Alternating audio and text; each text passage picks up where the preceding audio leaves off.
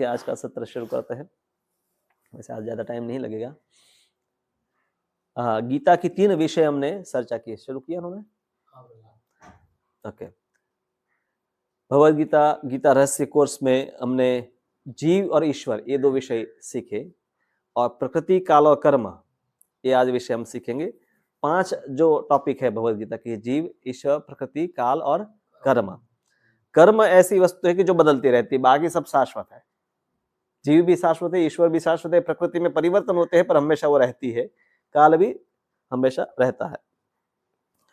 और इसलिए विषय काफी समझना बहुत जरूरी है। और क्योंकि इस संसार में हम रहते हैं और संसार के कार्यों को संबंधित ये सब वस्तुएं हैं। आध्यात्मिक वस्तु तो जो आध्यात्मिक स्तर पर आए, पर संसार में तो यही वस्तु समझनी है, काल और खास करके कर्म और प्रकृति। तो सामान्य रूप से हम नेचर या प्रकृति जो दिखाई देता है उसी को कहते हैं संसार को। पर 2 प्रकार की प्रकृति है, एक है स्पिरिचुअल और एक में मटेरियल।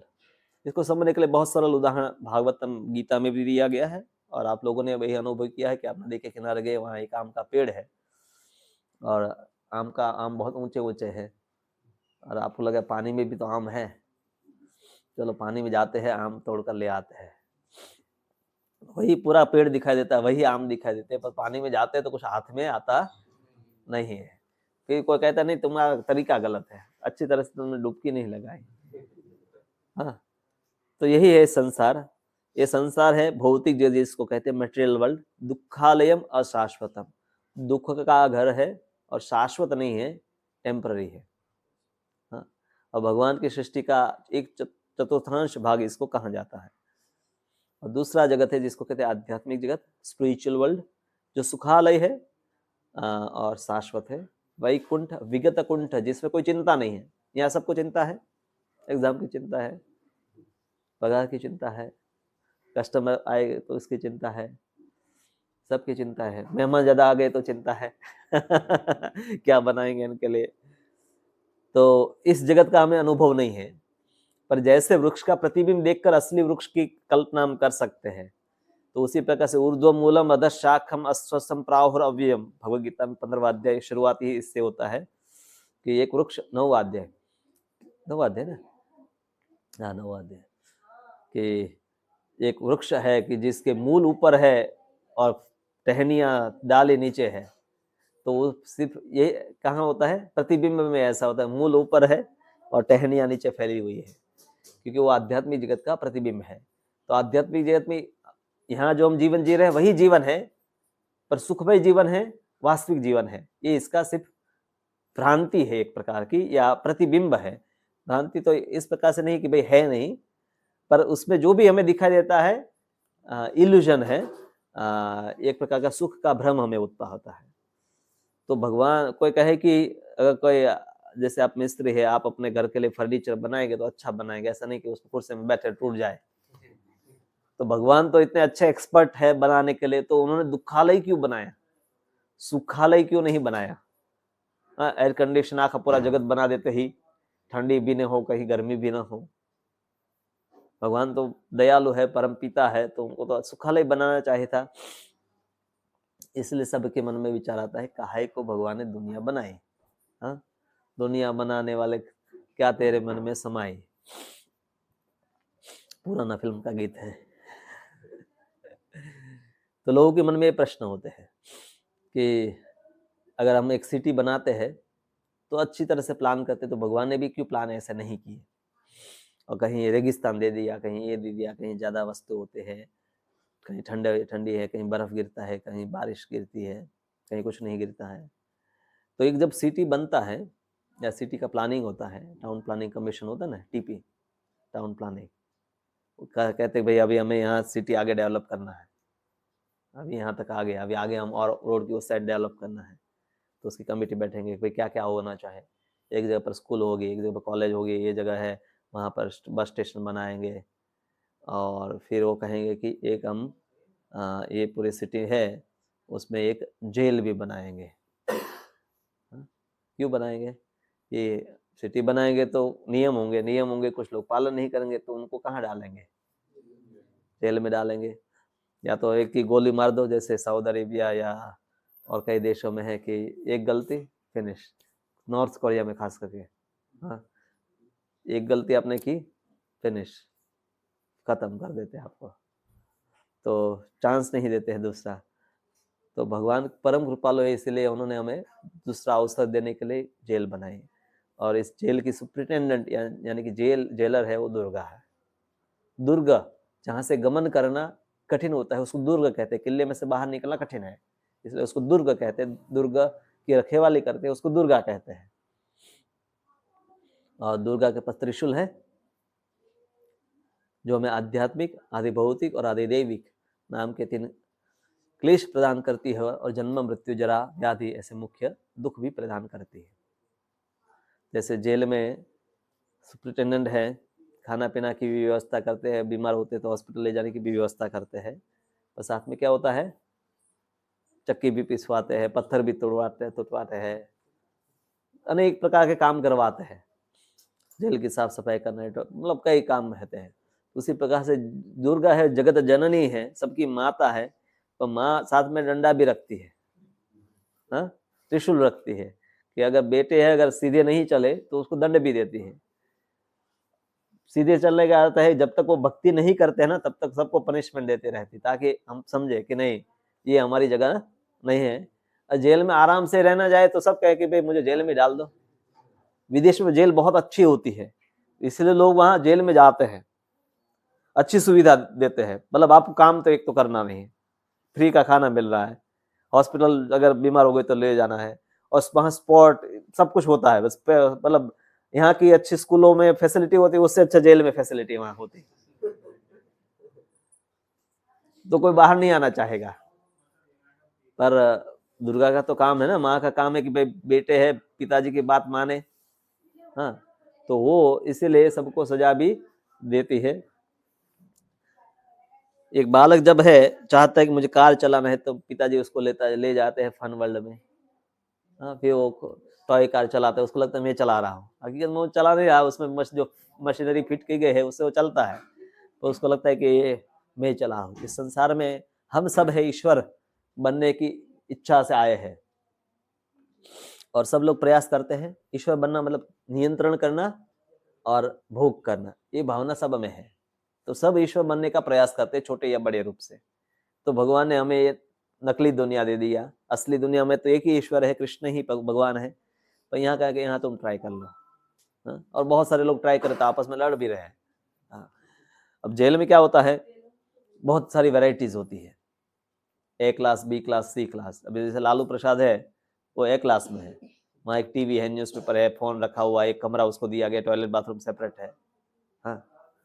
तो कसाब अगर जाएगा, टेररिस्ट जाएगा तो उसको सी क्लास में रखेंगे, एक छोटा सा कमरा होगा, हाँ, एक छोटा सा विंडो होगा और दरवाजे भी नहीं खोलेंगे, वो नीचे से एक प्लेट डाल देंगे और उसी पे एक कोने में छोटा सा टॉयलेट होगा, अंधेरा में रहना है, किसी के साथ बात ही नहीं कर सकते, हाँ।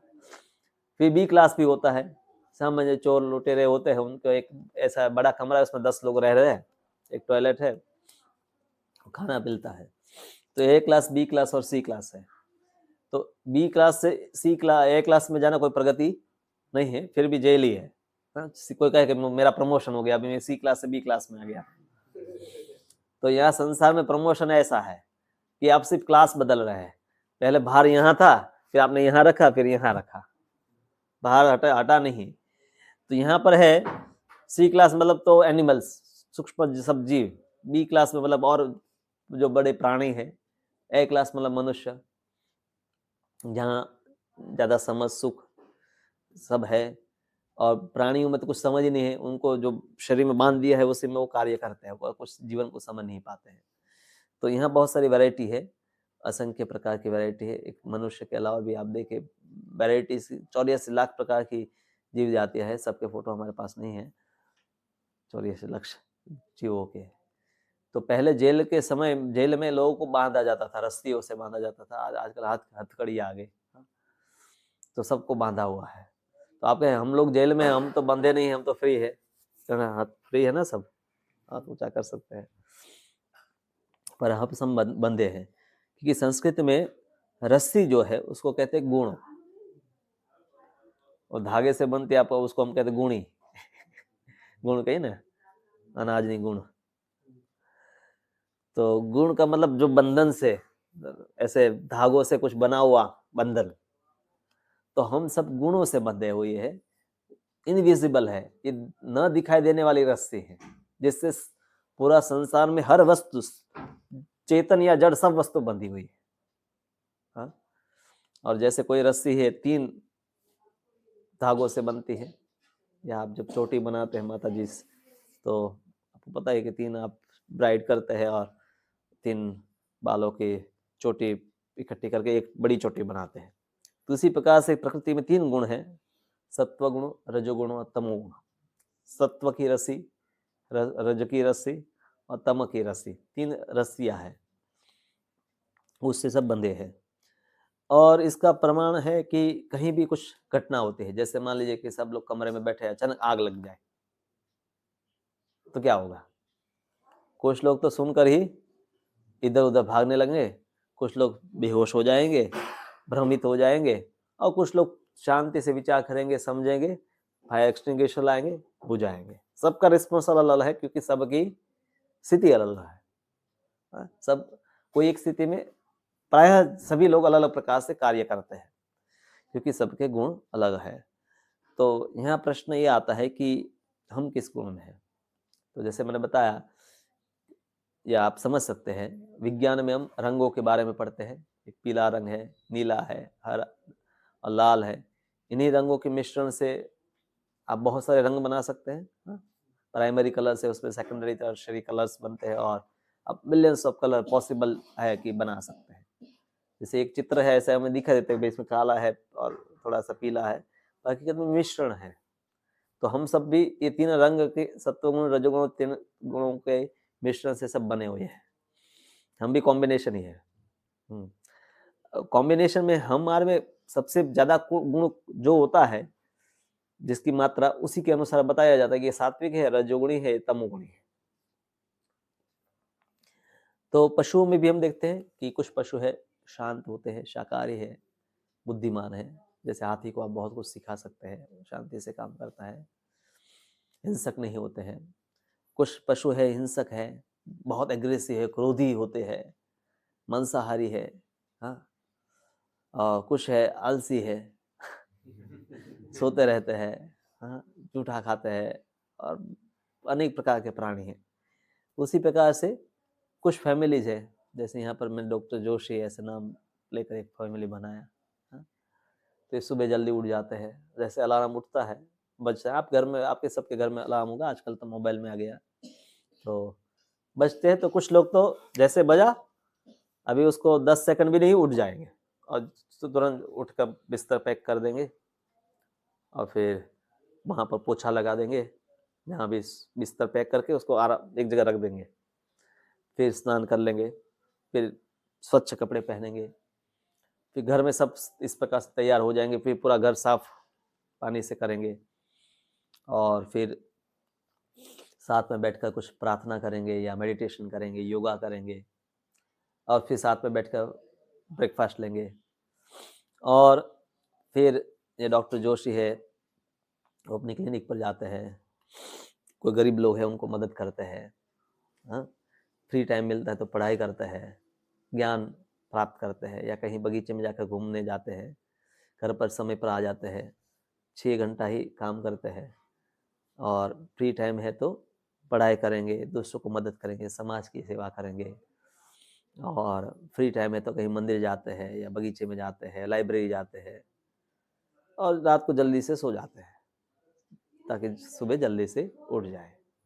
इनके जीवन का विचार है कि बी गुड डू गुड, और उनको लगता है कि मेरे जैसा कोई सुखी नहीं है, मैं बहुत सुखी हूँ, हाँ, मुझे कोई वस्तु की कमी नहीं है। ऐसे कुछ लोग होते हैं।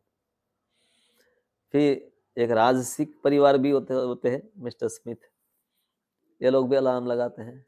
हाँ, अलार्म बजता है, 1 मिनट, 2 मिनट, 2 मिनट, 1 बार स्नूज करते हैं, 2 बार स्नूज करते हैं। अंत में है पति उठ जाता है, जाकर फिर उठकर ही क्या करेंगे, टीवी चालू कर दिया, आजकल यहीं अलार्म बजा तो यहीं चालू कर देते हैं, क्या समाचार है, ओके, वर्ल्ड कप कौन जीत गया, और फिर न्यूज़पेपर में क्या आ गया, फिर नहाने जाएंगे। तो एक साथ 10 काम करना चाहते हैं, रजोगुणी व्यक्ति है ना, भाग दौड़ वाला जो का जीवन है, एक साथ 10 काम वो करना चाहते हैं, टीवी भी देख रहा है, न्यूज़पेपर भी पढ़ रहा है, फोन भी पर बात भी कर रहा है।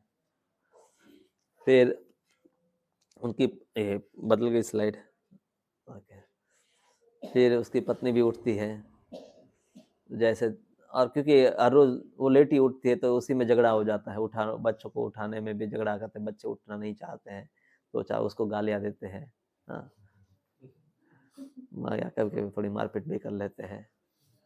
तो रजोगुण में यही चलता है, झगड़े, क्रोध, हाँ, और सब एंड में इकट्ठा होकर खाना खाना बैठते हैं, हाँ, तो कभी गुस्से में खाना बना देते हैं, तो कभी मिर्ची ज्यादा है तो कभी नमक ज्यादा है, फिर भी इन लोगों को अच्छा लगता है, मिर्ची वाला खाना ही मजा आता है, हाँ, बहुत चटपटा खाना खाते हैं, हाँ, बच्चे तो नमकीन ही खाते हैं रजोगुण में, वो घर का रोटी तो खाते ही नहीं बहुत सारे जो फास्ट फूड है वही खाते हैं। फिर ये भी ऑफिस जाते हैं, तो ऑफिस कई बार लेट हो जाते हैं, पर ये कवर अप कर लेते हैं, 8 घंटा अगर ऑफिस का टाइम है, 10 घंटा भी काम कर लेंगे, क्योंकि प्रमोशन चाहे, अप्रेजल आएगा, तो कैसे कुछ परफॉर्मेंस करना पड़ेगा, क्योंकि इनके जीवन का सिद्धांत है हनी इज मनी, पैसे ही सब कुछ है, पैसे होंगे तो मजे करेंगे, क्योंकि मनी से आप हनी भी खरीद सकते हैं और भी बहुत कुछ खरीद सकते हैं, हाँ, शहद तो मधुर है, हाँ, मध, तो हनी जो है वो मधुर है, पर पैसे उससे भी ज्यादा मधुर है, क्योंकि उससे हनी भी खरीद सकते हैं और भी बहुत कुछ खरीद सकते हैं।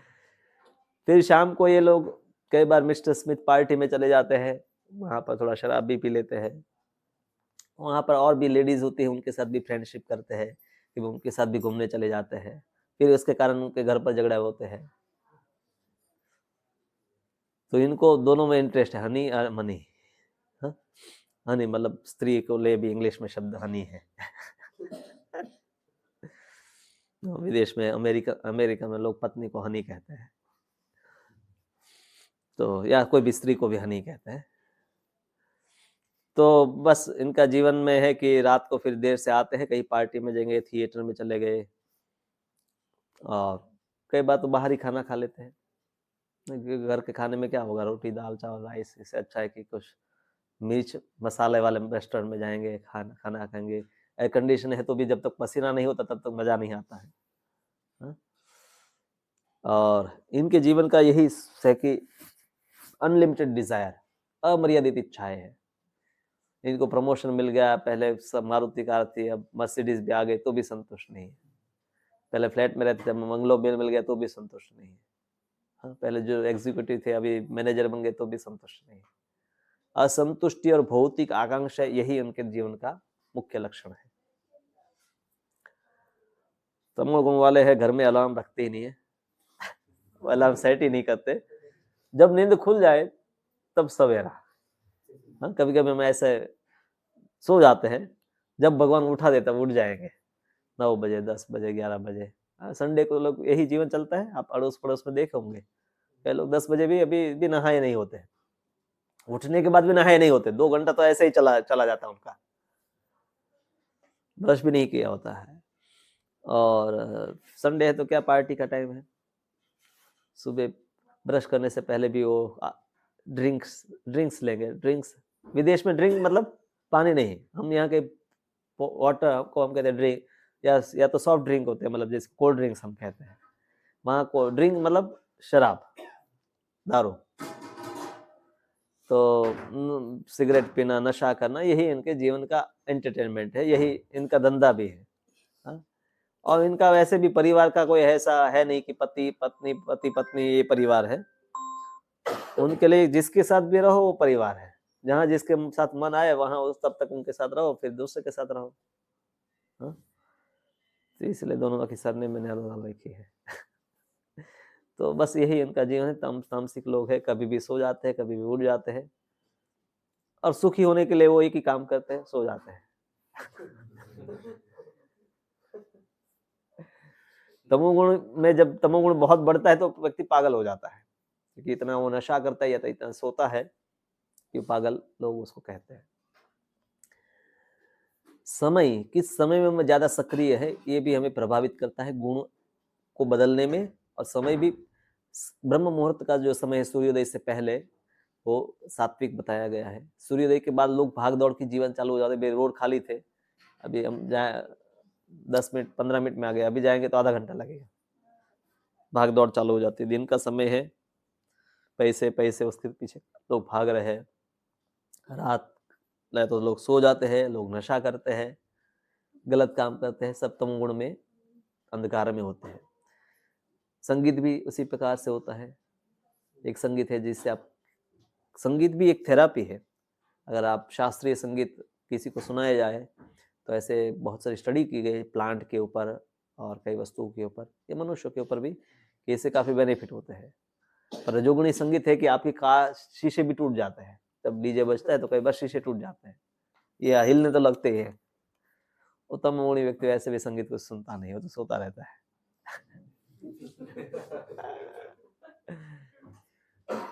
इसी प्रकार से भोजन भी सात्विक है, रजोगुणी है और तमोगुणी है।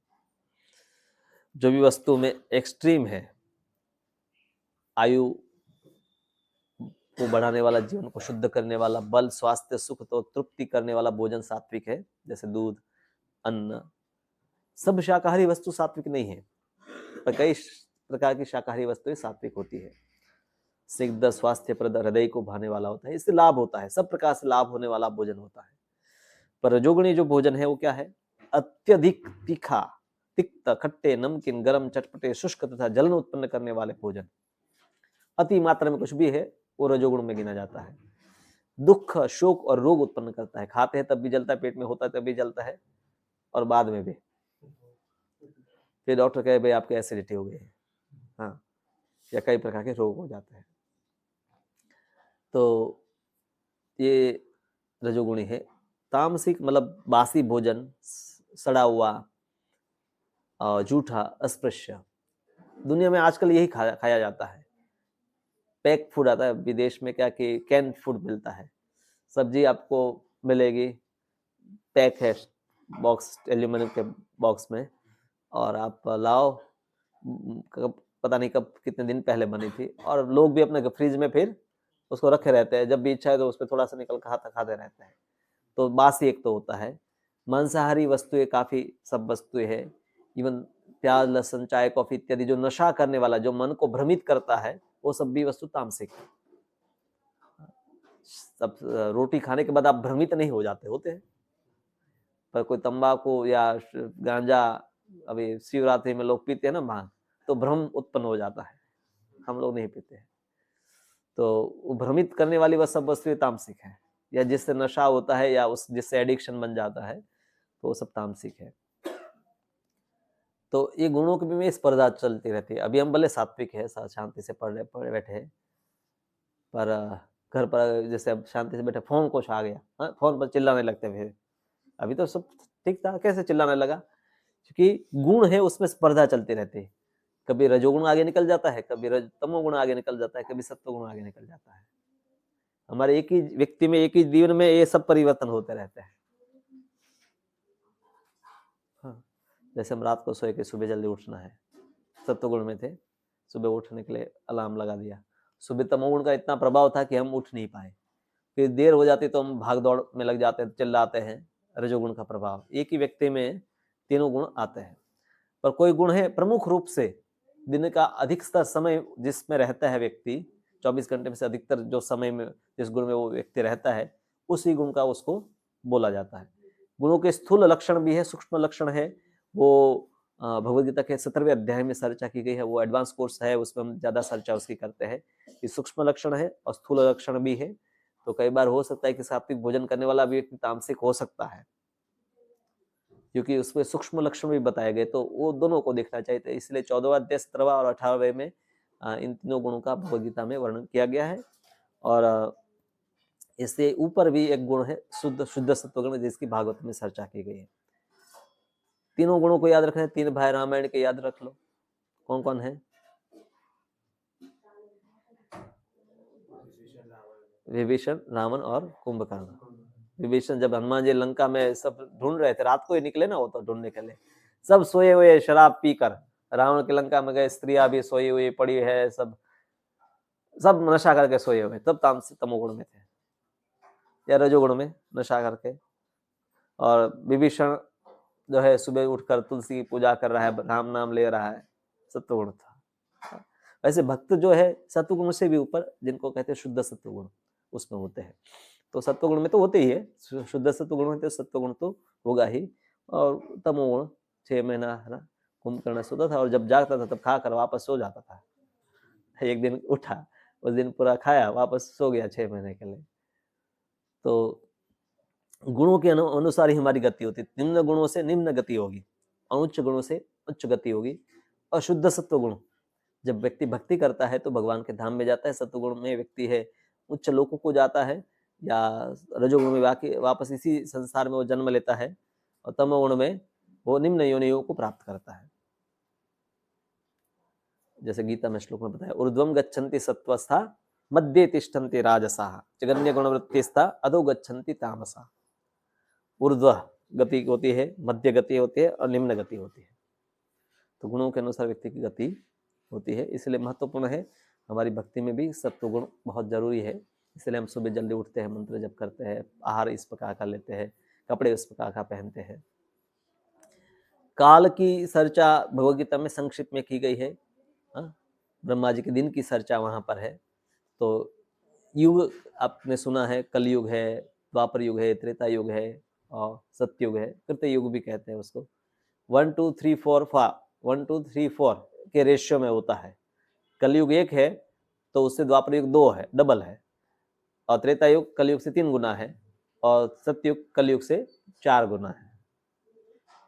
हाँ, तो 1 2 3 4 का ऐड कर देंगे तो क्या कितना हो जाएगा? 10 हो जाएंगे। बराबर।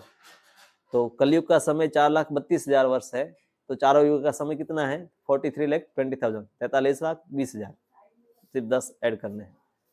तो ब्रह्मा जी के जीवन में ऐसे 4 युग 1,000 बार आ जाता है, काफी लंबा है। मल्टीप्लाई बाय 43,20,000 को 1,000 आप से मल्टीप्लाई आप कर देंगे तो उनका दिन का समय हो जाता है, और इतनी ही उनकी रात्रि होती है। पर हमारा जो अल्प समय है कलयुग में, अगर एवरेज भारतीयों की आयु अगर 65 साल हम गिनते हैं, तो सोने में हमारे 22 साल जितने तो निकल ही जाते हैं। या डेली रूटीन में, खाने में, इधर उधर जाने में, काम करने में, ज्यादा समय है सोने में और काम करने में, इसी में सबका जाता है। हाँ, तो ये हमारा जीवन का हिसाब है, कितना समय हमारे पास फ्री बचता है।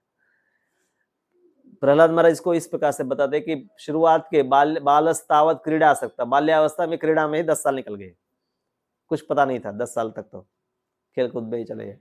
तरुणस्तावत तरुणी रखता, युवावस्था में स्त्री और पुरुष एक दूसरे में आसक्त हो जाते हैं, उसी में उसका समय चला जाता है। वृद्धोस्तावत चिंता सकता, अंतिम 20 साल है, वृद्धावस्था में चिंता और रोग में चले जाते हैं। तो ऐसे 20 आगे के और 20 पीछे के तो चले गए, बीच में बचे 60 साल। 60 साल में है, आप दिन में कितना घंटा सोते हैं? 6 घंटा 8 घंटा, 6 घंटा सोते हैं तो आपका चौथा भाग चला गया। और अगर 8 घंटे सोते हैं तो 60 के मतलब उसका चौथा तीसरा भाग, मतलब 20 साल चले जाते हैं। तो एक दिन की गिनती करो, उसी से आप हिसाब लगा सकते हैं कि एक्चुअल हम मनुष्य जीवन में जो करना है वो कितना घंटा करते हैं। तो प्रभुपाद जी ने इसलिए मिनिमम कार्यक्रम 8 घंटे का बनाया कि 8 घंटे में नौकरी, धंधा और घर की काम इत्यादि, 8 घंटे मतलब 6 घंटे सोना, और बाकी 2 घंटे में बाकी जो भी सामान्य जो काम है, निपटाना, नहाना धोना इत्यादि हो गया। मैक्सिमम 8 घंटा आना जाना और नौकरी व्यवसाय में चले जाएंगे, और 8 घंटा साधना। हाँ, सुबह ऑलमोस्ट 6 घंटे और शाम को 2 घंटे या जितना, मतलब मॉर्निंग प्रोग्राम मंगल आरती से शुरू करें 4 बजे से लेकर 9 बजे तक, और फिर शाम को भी ऑलमोस्ट 6:30 बजे से फिर 8:30 बजे तक, तो ऐसा करके या तो ऐसा प्रभुपाद जी ने 8 घंटे का साधना का कार्यक्रम बनाया।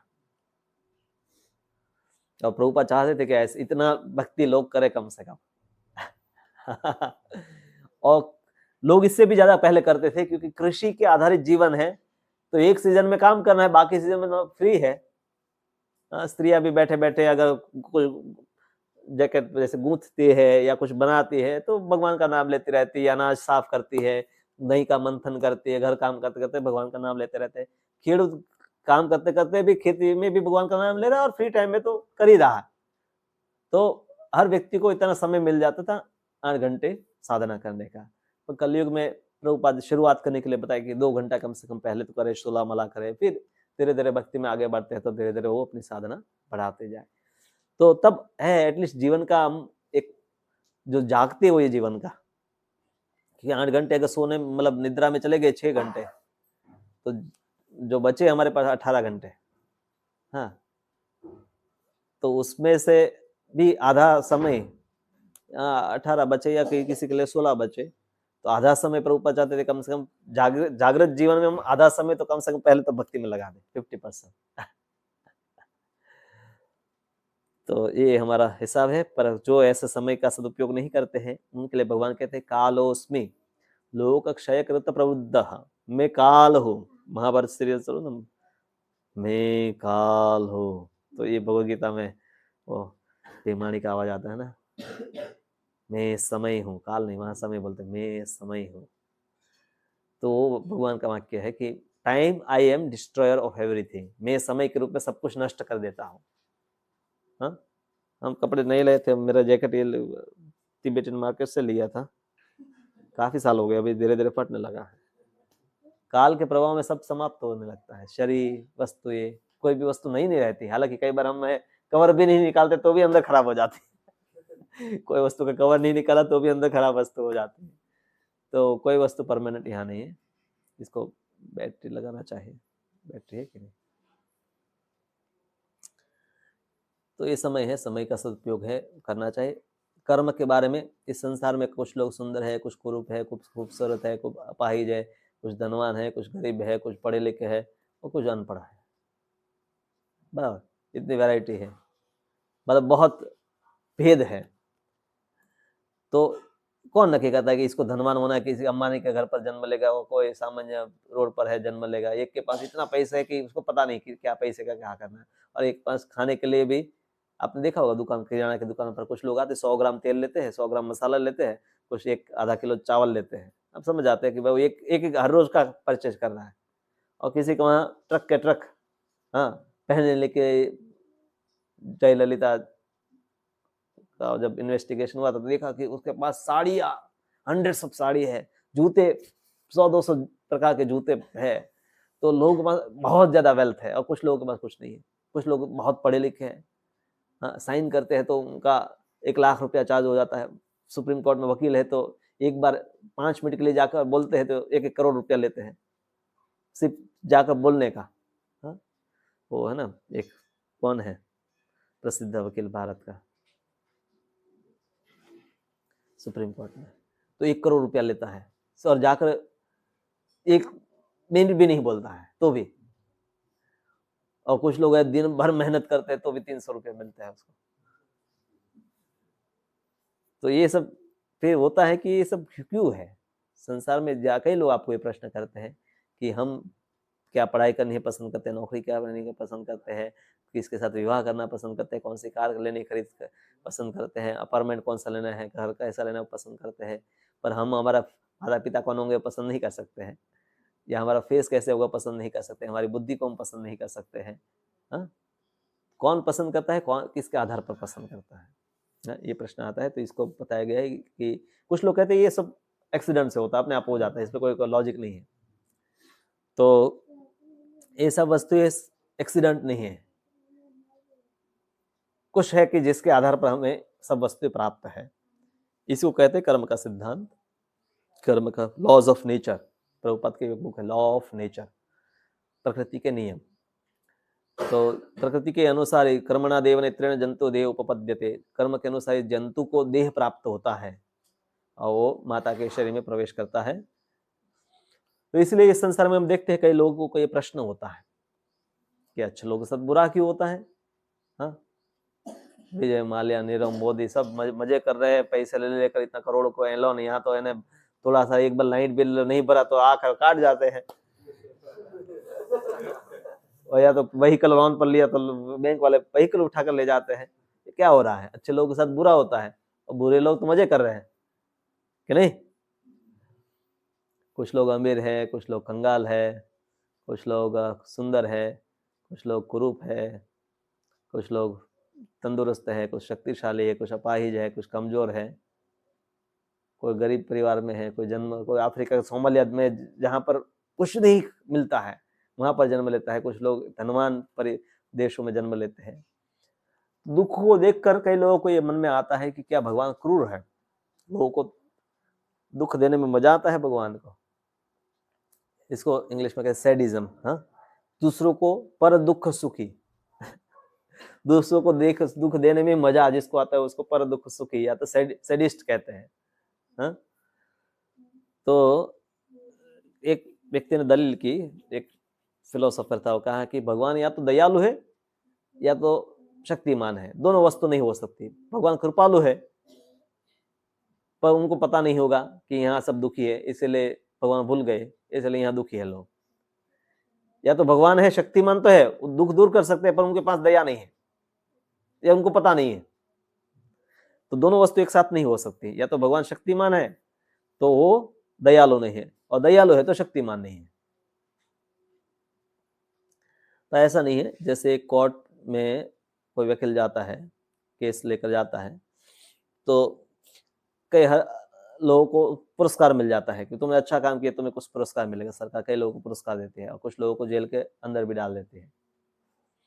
हम लोग भाई इतने अच्छे खूबसूरत लोग हैं, कैसे इनको जेल में डाल दिया। कभी कभी जैसे कोई फिल्म देखने गया, किसी को फांसी की सजा दी जा रही है और इंटरवल में गया तो उसको पता नहीं होता है, उसको लगा ऐसा कि क्यों इसको फांसी लगा रहे हैं, क्योंकि उसको उसका पहले का फिल्म पता नहीं ना क्या हुआ था। तो इस संसार में हम जिस व्यक्ति के बारे में, अपने बारे में या किसी के बारे में जानते हैं, आधा ही जानते हैं, इससे पहले का हमारा जीवन हमें पता नहीं है। तो इसलिए कर्म का सामान्य जो सिद्धांत है, जैसा बोओगे वैसा पाओगे, as you sow shall you reap. कांटे वाला झाड़ डालोगे तो कांटे ही आएगा, कि आम का पेड़ डालोगे तो आम आएगा। हाँ बना। तो कर्म क्या है हकीकत में, प्रभुपाद इसकी व्याख्या देते हैं, जीव प्रकृति के गुणों के प्रभाव में समय के अंतर्गत इस भौतिक जगत में जो भी कार्य करता है उसको कर्म कहते हैं। और इसलिए हम 24 घंटे कर्म करते रहते हैं। कोई कहते हैं तुम काम ही नहीं करते हो, काम नहीं करना भी तो बैठा रहता, वो भी एक काम है। कर्म तो सब कर रहे हैं, 24 घंटे व्यक्ति कर्म करता है। इसको हम अच्छा कर्म, बुरा कर्म, पाप पुण्य, विकर्म या विकर्म भी कहते हैं। शास्त्र के अनुसार जो है उसको पुण्य कर्म या कर्म या अच्छा कर्म कहते हैं। शास्त्र से विपरीत जो है उसको बुरा कर्म, पाप कर्म या विकर्म कहते हैं। मतलब गुजरात में है अल्कोहल पीना कर्म है, विकर्म है, पर महाराष्ट्र में विकर्म नहीं है, वहां कर्म है। यहाँ का नियम ऐसा है कि एक जगह पर वो मतलब नियम है, एक जगह पर वो नियम का उल्लंघन है। बराबर। लॉटरी खरीदना गुजरात में अलाउ नहीं है, पर केरला में लॉटरी बड़ा बिजनेस है, सब लोग, काफी लोग लॉटरी खरीदते हैं। हाँ, तो संसार के नियम ऐसे बदलते रहते हैं, पर भगवान के नियम ऐसा नहीं कि धर्म के अनुसार बदल गए या लोगों के अनुसार बदल गए। इसलिए शास्त्र है वो आधार है निर्णय करने के लिए क्या अच्छी वस्तु है क्या बुरी है। तो कोई कहेगा कि मैंने तो अपने जीवन में कोई पाप नहीं किया था, मैं एग्जाम में फेल हो गया, मुझे कोई बीमारी हो गई और सब कुछ हो गया। मेरे प्रोग्राम में एक व्यक्ति आते थे, अभी तो नहीं आ रहे, पहले आते थे नियमित रूप से, माला भी कुछ करते थे। कुछ सालों के बाद अभी मंदिर आए तो कहा कि मेरा लीवर खराब हो गया है, मेरी बेटी का अमेरिका गई तो वहाँ एक्सीडेंट हो गया। दुख ही दुख उसके जीवन में। अच्छे व्यक्ति थे, मंदिर भी आते थे। तो उसको होता है कि मेरे जीवन में ऐसे क्यों हुआ, क्योंकि कर्म की प्रतिक्रिया दो प्रकार की होती है, कुछ तुरंत मिल जाती है, कुछ काफी देर के बाद मिलती है। रोड पर कोई गया लड़का, सेव उसल खा लिया, हाँ, वो कई जगह पर विश्वामित्र के किनारे कई सेव उसल वाले बैठे रहते हैं, तो आपको पता ही होगा पानी कैसा होगा, और तुरंत उसका रिजल्ट मिल जाता है दूसरे दिन। तो कोई शराब पीता है या स्मोकिंग करता है तो 15 साल के बाद उसका रिजल्ट दिखाई देता है। आपने मूंग डाल दिए पानी में, दूसरे दिन उग जाते हैं। नारियल डालो, 6 महीने लगते हैं पत्ते आने में नारियल में या बांस में। तो अलग अलग बीज अलग अलग प्रकार का रिएक्शन का होता है, प्रतिक्रिया होती है। कुछ के फल एक व्यक्ति को मिलते हैं। घर में सब है पर एक कोई बीमारी होती है, एक वही बीमार पड़ता रहता है, कोई बाकी सब वही खाना खाते हैं, सब एक वही वातावरण में रहते हैं, और दूसरे को कुछ नहीं होता है। पर कुछ बीमारियां हैं सबको हो जाती है, जैसे कोरोना है पूरे वर्ल्ड में सबको हो गया ऑलमोस्ट, जो नहीं जानते उनको भी हो ही गया है। सामूहिक प्रतिक्रिया होती है, सबके कर्म है। उसका मैं एक ही रीजन देता हूँ कि हम में से कोई ऐसा व्यक्ति नहीं जिन्होंने चाइनीज की प्रोडक्ट यूज नहीं किया और वो लोग इतना पाप करते हैं तो कुछ भाग तो हम सबको भी मिलना चाहे। तो सबको कर्म की प्रतिक्रिया मिल रही है। हाँ। तो भगवान ने ऐसे सिस्टम क्यों बनाए कि पहला पाप किया तो उसका इस जन्म में फल देते हैं। हम कंपनी में होते हैं तो ऐसा थोड़ा होता है कि एक जगह काम किया, वहां नौकरी छोड़ दिया, फिर दूसरे कमरे में जाएंगे तब उसकी सैलरी मिलती है पहले कंपनी वाले की। हिसाब सब समाप्त हो जाता है। तो भगवान ने ऐसा क्यों नहीं किया, एक जीवन में एक जीवन का हिसाब समाप्त कर दो और दूसरा नया फिर बात कर दो, क्योंकि पॉसिबल नहीं है। क्योंकि जैसे एक चोर है, चोरी करके भाग जाए, काले कपड़े पहनकर चोरी किया, फिर दूसरे दिन सफेद कपड़े पहन ले और पुलिस पकड़े, कहा तो कहा मैंने तो चोरी किया था तब काले कपड़े पहने थे, उसको सजा दो आप, ये तो सफेद कपड़ा वाला व्यक्ति है। तो शरीर बदलने से कर्म छूटते नहीं है, और दूसरे कई कर्मों की सजा है आपको अलग अलग स्टेजेस पर मिलने हैं। जैसे दांत का दर्द का आपको सजा मिल रहा है, वो दुख आपको अनुभव करना है, तो उसके लिए वापस आपको जन्म मिलेगा, तभी छोटे बचपन में दांत में कठिनाई होती है, या बच्चों को पेट में कुछ तकलीफ है, या किसी ने मान लीजिए कि 10 लोगों को मार दिया, तो सरकार क्या करेगी, 10 बार उसको फांसी पर लटकाएगी, 10 मिनट तक लटका सकती है, तो मार तो एक ही बार सकती है उसको। आजकल तो वो भी नहीं होता है। पर प्रकृति है, उनके पास ऐसी व्यवस्था है कि उसको 10 बार सजा दे सकती है। एक बार तो मिल गई सरकार की ओर से, 10 बार है निर्दोष वो फांसी पर लटक जाएगा। कोई उसने अपराध नहीं किया उस जीवन में, को फिर भी वो केस पे उसको फंसा देंगे लोग और उसको सजा मिलेगी। और हम कहते हैं निर्दोष को जो तक, कितना अन्याय हो रहा है। इस संसार में सब न्याय ही होता है, कोई अन्याय नहीं है। जो अन्याय करना चाहे वो भी अन्याय कर नहीं सकता, क्योंकि प्रकृति के नियम इतने कड़क है, मतलब इतने कठोर है, कोई इससे बच नहीं सकता। हाँ? जैसे इस व्यक्ति की माती है, ये पत्थर को धक्का मार रहा है भाई, कुछ समय के बाद उसके पास पत्थर गिरेगा तो उसको लगता है कि कोई किसी और ने उसको गिराया है। तो ऐसा है, हम भूल जाते हैं ना। तो आप कहें अभी तो कोई गीता कोर्स मैंने अटेंड नहीं किया था, मुझे पता नहीं था, इसलिए मैंने कुछ खा पी लिया, कुछ कर्म ऐसे कर लिए, कुछ चोरी कर लिया, कुछ डाका डाल लिया, कई प्रकार के कर्म किए, अब मैं भक्ति में आ गया। या कोई ठीक है, तो इन लोगों को पता ही नहीं है। कई बार कहते हैं कि कोई मांसाहारी व्यक्ति के घर में जन्म लेगा तो मांसाहारी करेगा, शराब भी पिएगा। पर प्रकृति के नियम अनजान है, तो ऐसा नहीं कि अभी ये गौरांगी है, अंदर गैस में जाकर स्टोव में हाथ डालेगी तो जलेगी नहीं, कि उसको पता नहीं है, वो भी जलेगी, आप भी जलेंगे, कोई भी जाएगा जाकर जलेगा। हाँ, एक बार कोई जलता है तो जनरली सामान्य रूप से हाथ डालता नहीं है, पर इस संसार में हम देखते हैं कि लोग है बारंबार पाप कर्म करते रहते हैं। तो नहीं जानना उसका मतलब ये नहीं कि आपको सजा नहीं मिलेगी।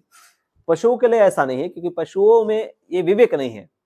ये सब ट्रैफिक पॉइंट पर गाय ये सब रास्ता रोक कर खड़ी है, तो ट्रैफिक पुलिस नहीं कहेगा कि रिसिप्ट काट देता हूँ 100 रुपये की और बिना रिसिप्ट के 50 रुपया।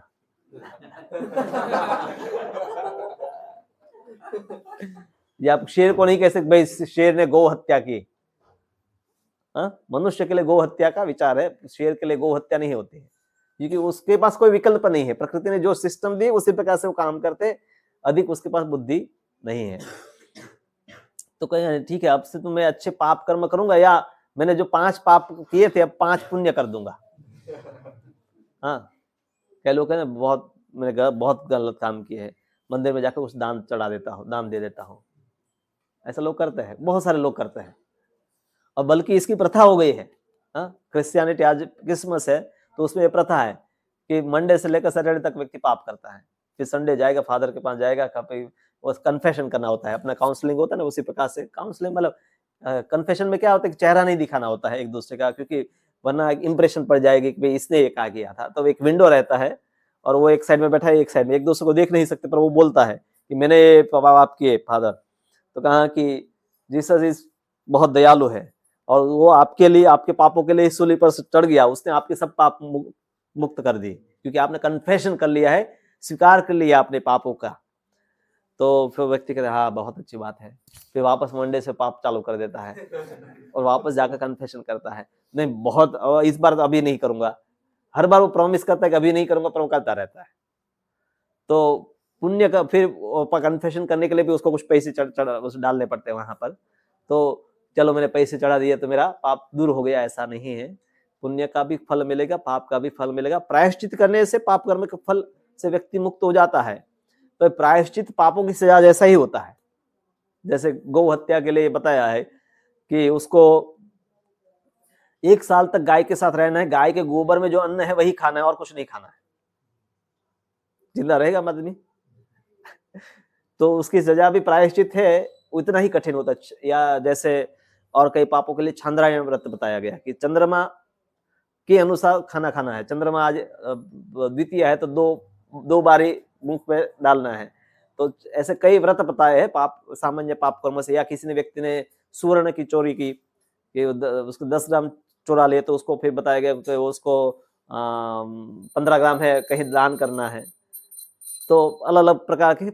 या मान लीजिए व्यक्ति ने गलती से कुछ झूठ बोल दिया, मतलब या अनजाने में झूठ बोल दिया, सामान्य कोई झूठ बोला, तो उसको उपवास कर लेना है 1 दिन। तो अलग अलग प्रकार की बताई वस्तु है। तो पुण्य करना भी पर्याप्त नहीं, क्योंकि पुण्य भी बांधने वाला है। जैसे पाप है बांधने वाला है, इसी प्रकार से एक सोने की जंजीर है, एक चांदी की, ऐसा है। तो दोनों बांधते हैं, सत्वगुण है, रजोगुण, तमोगुण, तीनों जंजीर है।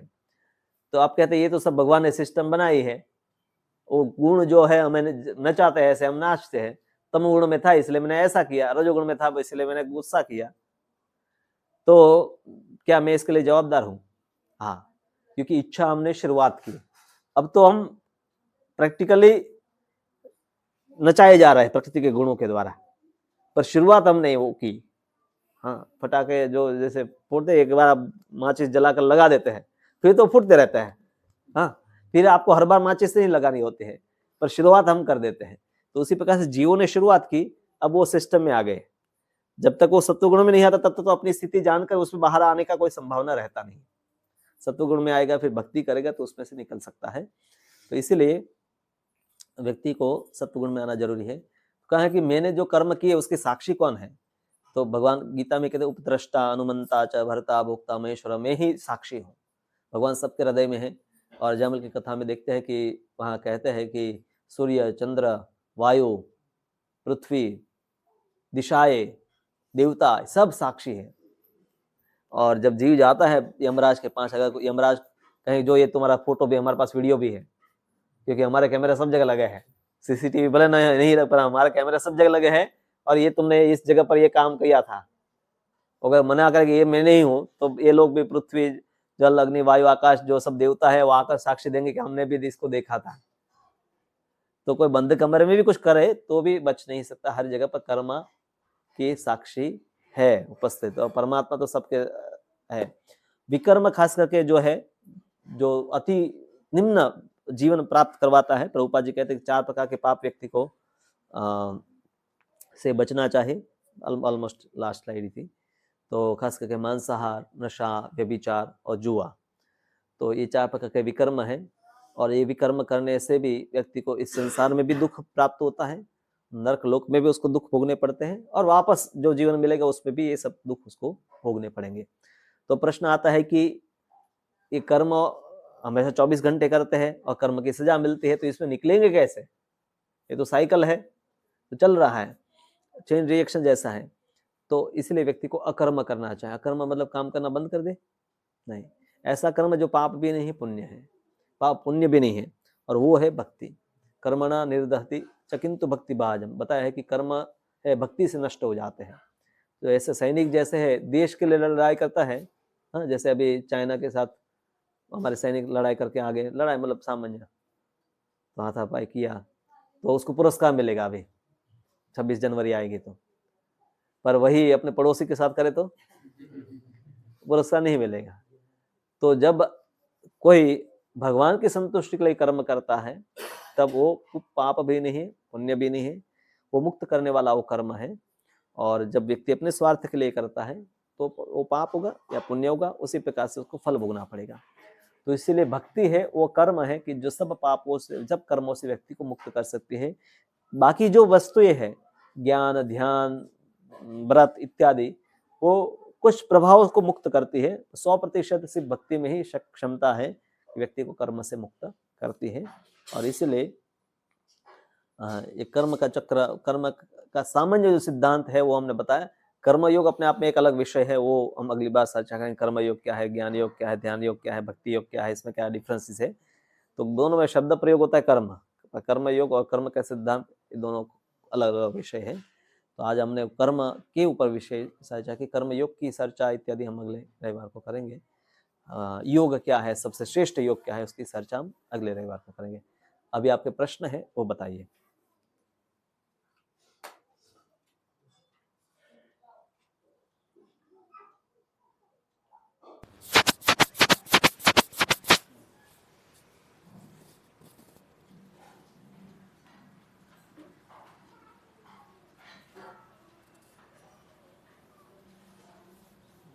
माता जी लोग प्रश्न पूछ सकते हैं, आप भी।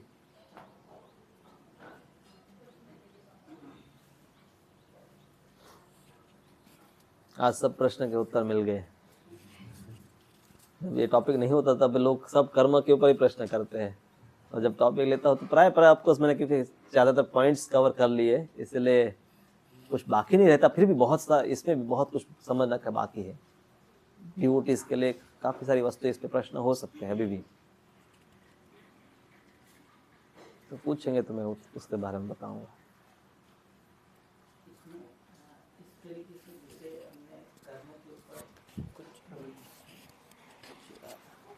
नमस्कार। कर्म के ऊपर जो छोटा सा लास्ट में संक्षिप्त में आप बता रहे थे कि एक तरीके से हम स्टार्ट तो करते हैं, स्टार्टिंग तो हमारा ही होता है, फिर हमने इच्छा किया, फिर एक पूरा एक साइकिल बनता हुआ जाता है। पर वास्तविकता अगर मैं अपने अनुभव से जो मैं सीख समझ रहा हूँ, उसमें कई बार ये होता है कि हमेशा एक पॉइंट आता है जिसमें एक चॉइस मिलता है। वही इसलिए मैं कहा शुरुआत आपने की सत्वगुण, रजोगुण और तमोगुण में तो क्या है कि व्यक्ति अपने गुणों के प्रभाव में ही करता हम इति मन्यते प्रकृति क्रियमाणानि गुणे कर्माणि सर्वश, भगवद गीता में भगवान कहते हैं प्रकृति के गुणों के द्वारा ही व्यक्ति को नचाया जाता है। वो रजोगुणों में है तो रजोगुण के प्रभाव में ही विचार करता है, सोचता है, और सोचना भी उसका प्रभावित होता है गुणों से। चॉइस मिलती है, पर वो चॉइस भी अगर एक शराबी के सामने शराब और दूध रखेंगे तो वो शराब भी पसंद करता है। वो चॉइस करने का भी आधार उसका गुण का प्रभाव है।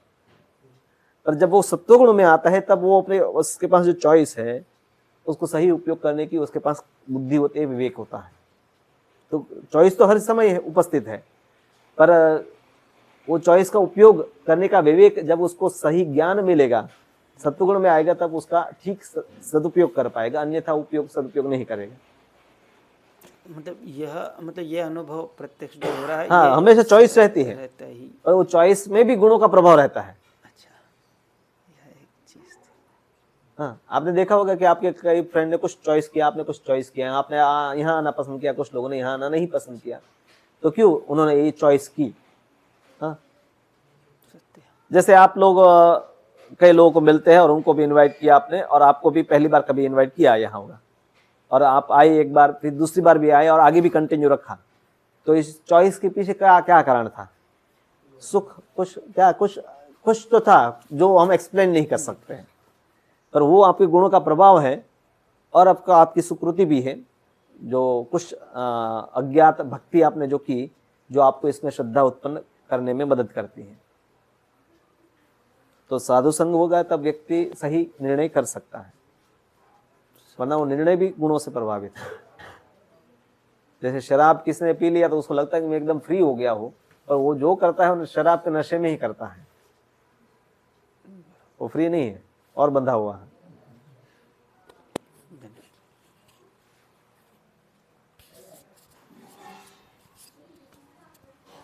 और कोई प्रश्न है? ओके, हरे कृष्णा।